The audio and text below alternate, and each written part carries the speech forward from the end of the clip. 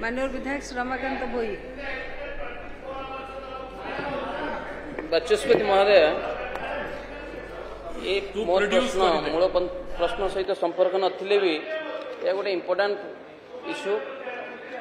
मोर बिरेडी block रो 22 मौजा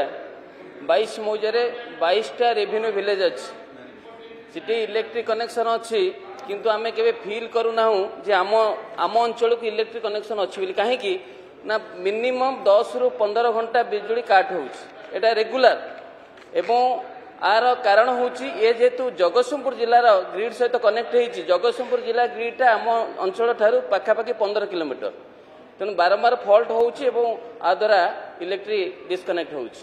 तेणु मो मंत्री को अनुरोध करी से अंचल जेहेतु 22टा रेवेन्यू विलेज अच्छी सिटी गोटे सेपरेट इलेक्ट्रिक सेक्शन करा जाय परिबो कि। द्वितीय कथाटा है कटक ग्रिड रू गोटे बैकअप लाइन ऑलरेडी आमर बिरेडी को जाइछि एवं आम 22 मौजा ठारू तार डिस्टेंस होछि केवल 3-4 किलोमीटर।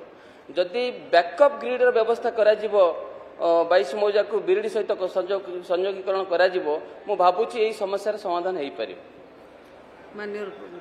मान्यवर बाचस्पति महोदय, जो कथाटा मान्यवर तीर्तोल विधायक इठी रखिछंती ताको अनुध्यान करी जहाँ पदक्षेप नेबा दरकार ताकू निया जिवो।